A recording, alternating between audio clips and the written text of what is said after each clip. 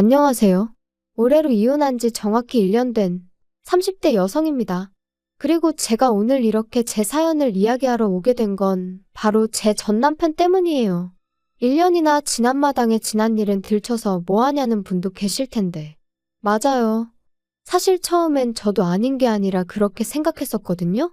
그런데 얼마 전 인터넷으로 심리학에 관한 여러 가지 이야기를 듣다 보니까 누군가 그러대요. 기억하기 싫은 일이라고 무조건 묻어두는 게 능사는 아니라고, 차라리 한 번쯤 속 시원히 털어놓는 게 도움이 될 수도 있다고요. 그래서 저도 이번이 처음이자 마지막이란 생각으로 제 이야기를 한번 해보려고 합니다. 우연이라도 두 번 다시 마주치기 싫은 인간이지만 일단은 편의상 남편이라 칭할게요. 떡줄 사람은 생각도 안 하는데 김칫국부터 마신다는 속담 다들 들어보셨죠? 제 남편이 딱 그런 사람이었습니다. 물론 처음엔 그런 사람인지 전혀 몰랐죠. 일단 남편하고는 선배의 소개로 만났는데 솔직히 내키는 자리는 아니었어요. 그도 그럴 것이 소개를 해준다는 선배가 남편을 얼마나 대단한 사람 마냥 묘사를 했거든요. 나이가 32인데 대표 소리를 듣는다. 직원이 열 몇 명이다. 자수성가의 전형이다. 사람이 딱 보면 뭐 카리스마가 있고 어쩌고. 저로서는 좀 황당했어요. 막말로 제가 먼저 해달라고 한 소개팅도 아닌데 왜 이렇게 부담을 주나 싶어서 말이죠. 그런데 문제는 그 선배하고 제 관계가 까놓고 말해서 그렇게 동등한 상황이 아니었습니다. 선후배 사이인 동시에 저랑 업계도 같다 보니 한마디로 얼굴 붉혀 좋을 일이 없었달까요? 그래서 말 그대로 울며 겨자 먹기로 나갔던 자리였는데 남편이 어찌나 적극적으로 들이대던지 소개받고 얼마 지나지 않아 본격적으로 연애까지 하게 되었어요. 사귄 지 1년하고 2달째 되던 때 정식으로 프로포즈도 받았고요. 하지만 프로포즈를 받고 시댁에 처음 인사를 드리러 갔던 날 저는 생각지도 못한 상황을 맞닥뜨렸습니다. 그건 바로 시부모님의 반대였지요. 시부모님께선 사업하는 남편의 짝으로 아나운서나 교사 같은 직업을 가진 며느리를 드리고 싶었다며 제 면전에 대고 말씀하셨고, 그런 당신들의 기준에 저는 너무나 어긋나 있다셨어요.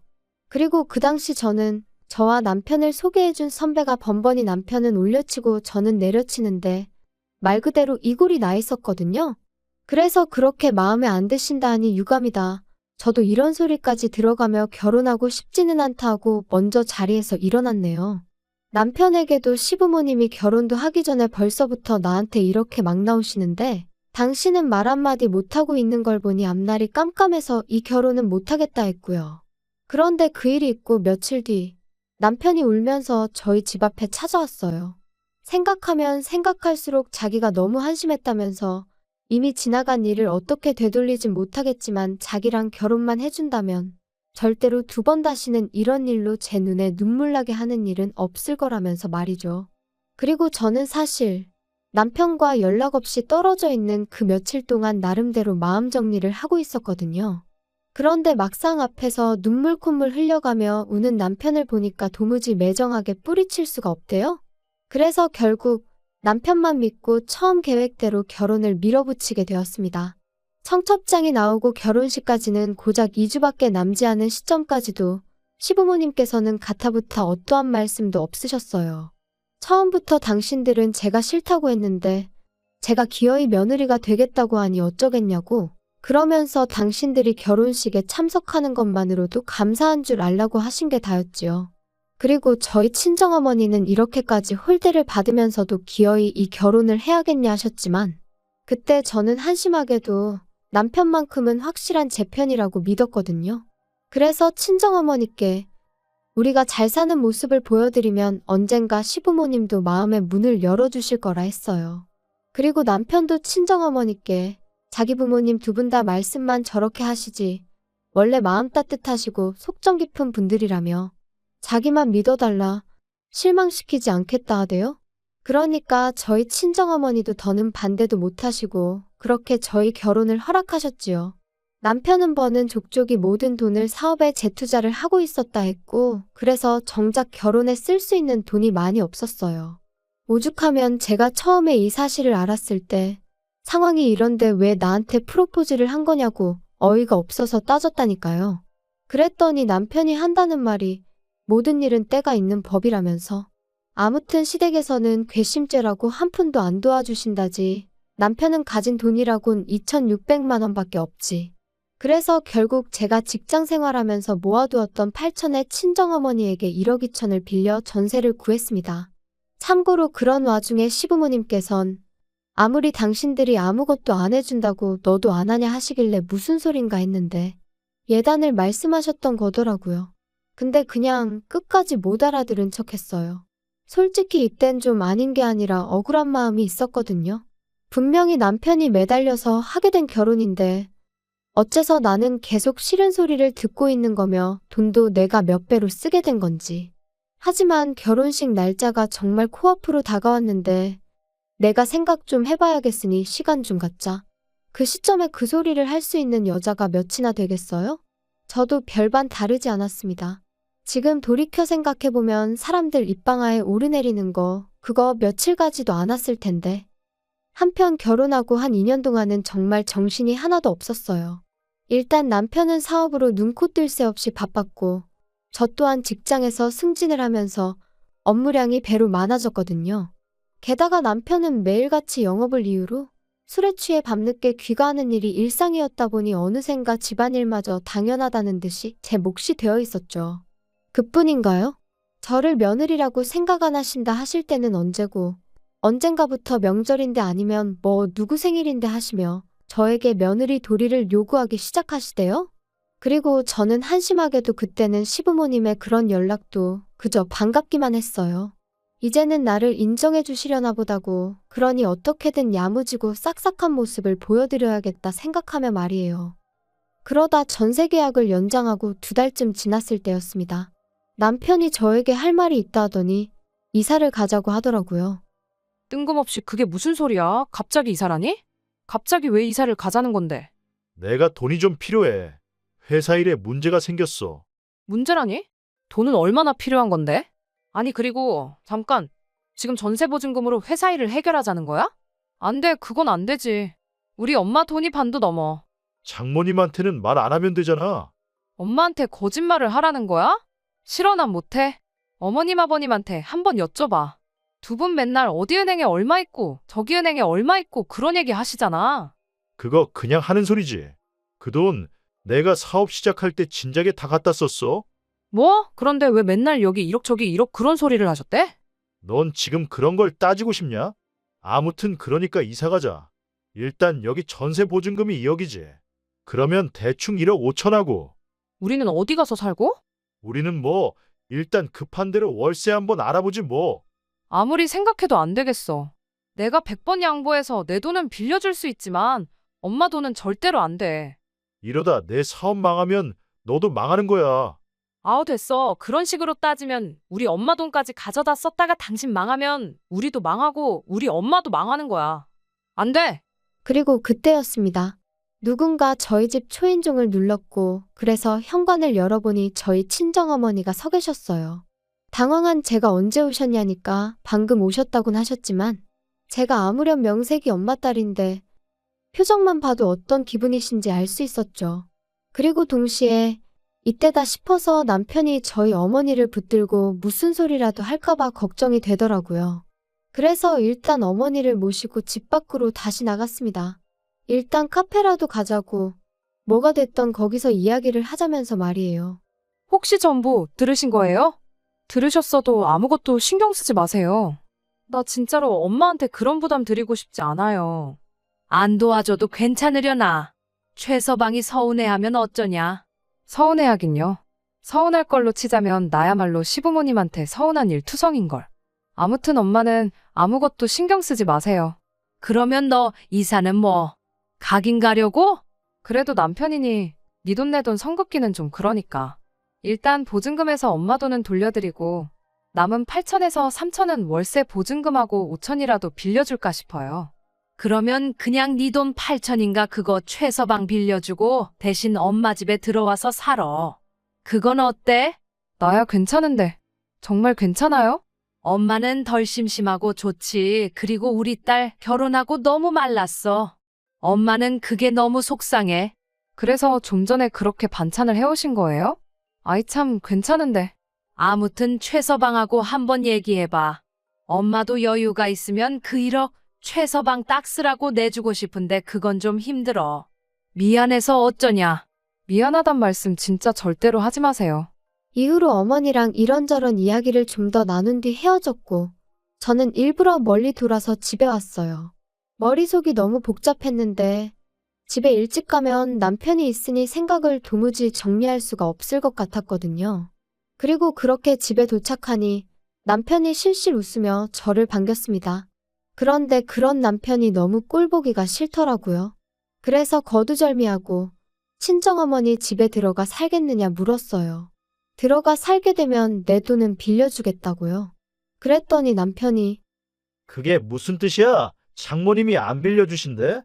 안 빌려주시는 게 아니라 엄마도 사정이 있으시니 못 빌려주시는 거야. 아니, 사위도 자식이다 하실 때는 언제고? 지금 사위 사업이 휘청거린다는데 그거보다 더 중요한 사정이 뭔데 도대체? 억지 좀 쓰지 마.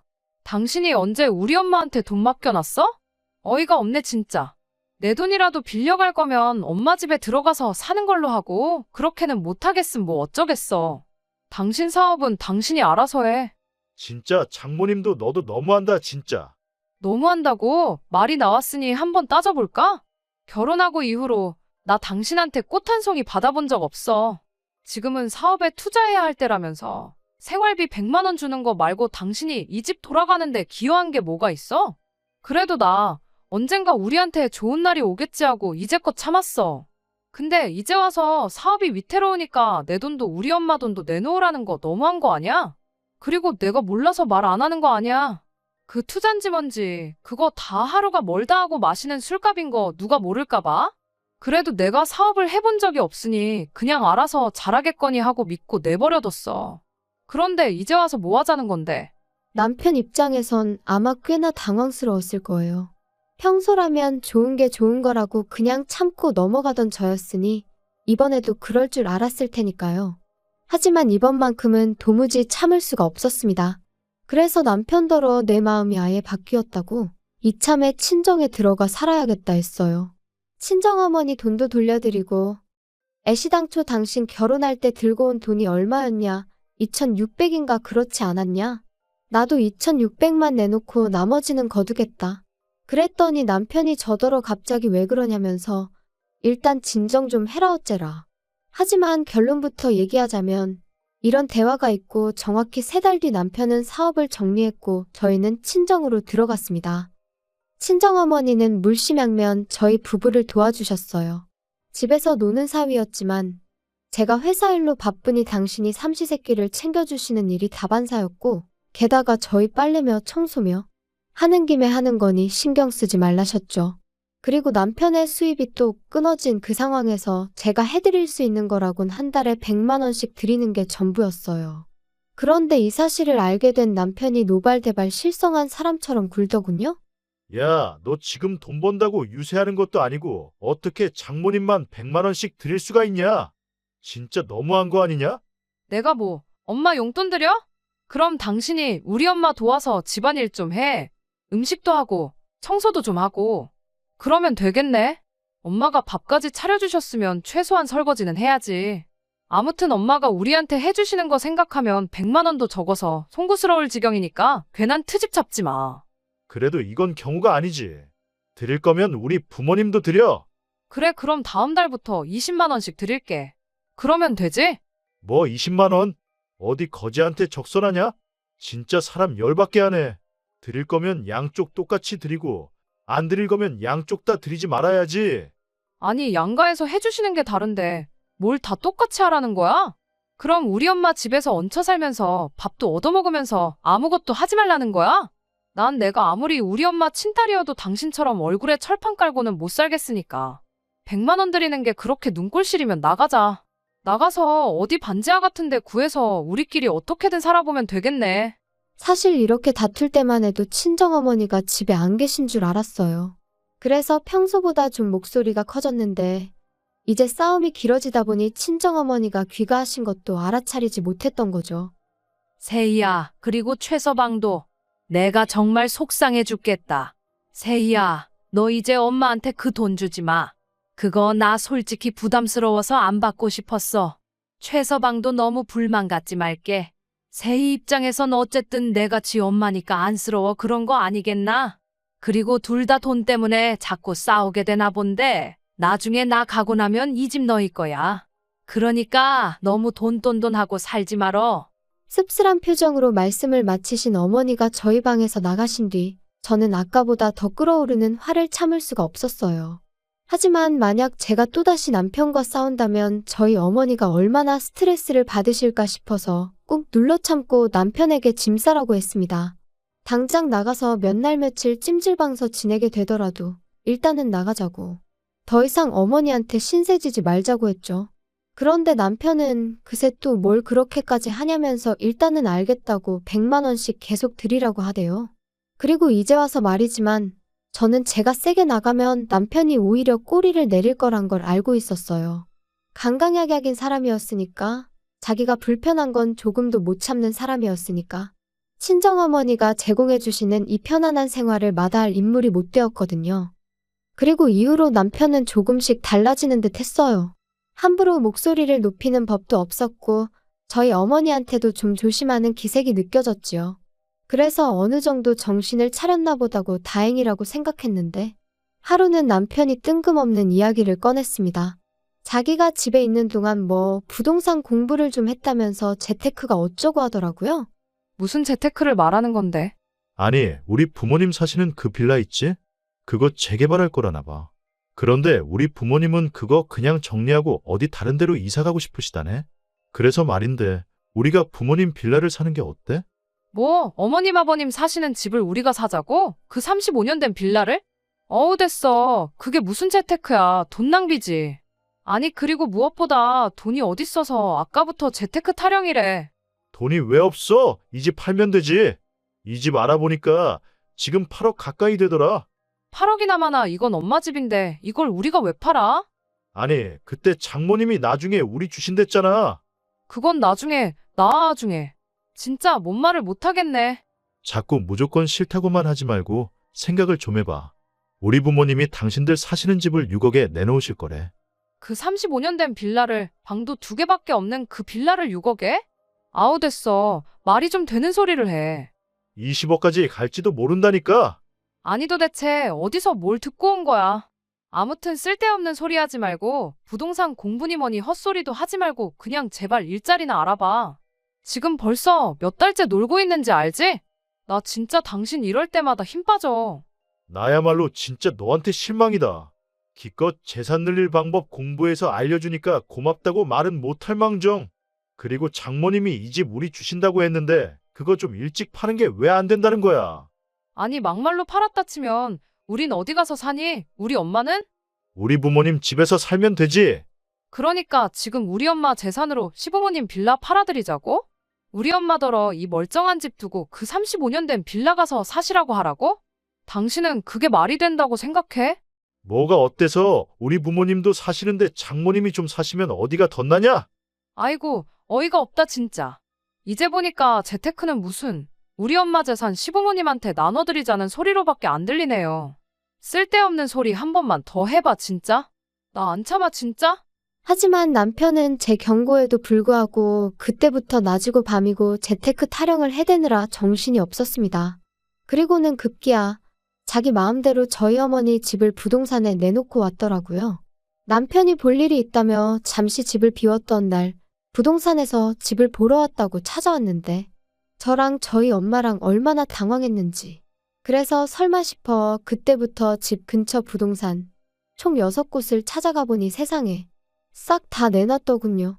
그것도 금매로요. 저는 끓어오르는 분노를 더는 참을 수가 없었습니다. 남편하고 이야기해봤자 소용도 없겠다 싶었고요. 그래서 정말 마지막 희망을 가지고 아버님께 전화를 드렸어요. 그래도 시부모님은 적어도 뭐가 옳고 그른지는 확실히 아시겠지. 그러니 아들인 남편에게 한마디 따끔하게 해주시겠지 하는 마음으로 말이죠. 하지만 피는 못 속인다더니 그 얘기라면 이미 두영이한테 다 들었다. 걔 입장에선 그렇게 생각할 만하더라. 준다고 했으니 팔아도 된다고 생각을 했던 거겠지. 그리고 내가 말을 안 하려고 했다만 너는 니네 엄마 여기 와서 고생하는 건 싫고 네 시부모 여기서 고생하며 사는 건 상관없냐? 그런 이야기가 아니잖아요, 아버님. 아무튼 우리가 더 서운하다. 그리고 니네 엄마한테도 확실히 얘기해. 주기로 했으면 주셔야 되는 거라고. 그리고 너는 이제 니네 엄마 따르기 전에 내 아들 마누라고. 그러면 내 아들 그러니까 네 서방 말을 최우선시해야지. 막말로 서방이 집을 팔아서 죽을 써먹자고 하면 그냥 내 하고 믿고 따르면 되는 거야. 통화를 마치고 나니 정신이 멍해지는 기분이었어요. 도대체 제가 뭘 기대했던 건가 싶고 제 스스로가 한심했고 한편으론 말 그대로 얼이 빠진 듯했죠. 하지만 이내 정신이 맑아지면서 이 상황을 어떻게 정리해야 하는지 알겠더군요. 이혼이었습니다. 이대로 있다간 남편이고 시부모님한테고 등골 빨리다 죽겠구나 싶은 게 이제 더는 참으면 안 되겠구나 싶었죠. 이혼을 결심하기까지가 솔직히 쉽진 않았어요. 좋은 추억보단 안 좋은 기억이 많아서 별거 아닐 거라 생각했는데 그래도 미운 정도 정이라더니 한편으론 나까지 이 인간을 안 챙기면 누가 챙겨주겠나 싶고 그런데 그런 제 마음도 모르고 남편은 계속해서 재테크 타령이나 해대고 시부모님은 시부모님대로 저한테 네 남편한테 잘해라 서방이 곧 하늘이다 그런 문자나 보내시고 그래서 감사하게도 덕분에 마음을 굳힐 수 있었습니다. 그리고 저는 2022년 10월 21일 남편에게 집에서 나가달라고 했어요. 이혼하자는 말과 함께 말이죠. 이후의 일은 솔직히 쉽지만은 않았습니다. 처음부터 남편이 협의 이혼은 안 해준다 하여 꽤나 애를 먹었거든요. 하지만 제가 변호사를 구했듯 남편도 어디 가서 상담을 받았던 거겠죠? 이혼 소송을 걸고 얼마 지나지 않아 취하해달라며 협의 이혼을 하겠다고 태도를 바꾸더라고요. 그 이유를 따로 묻지는 않았어요.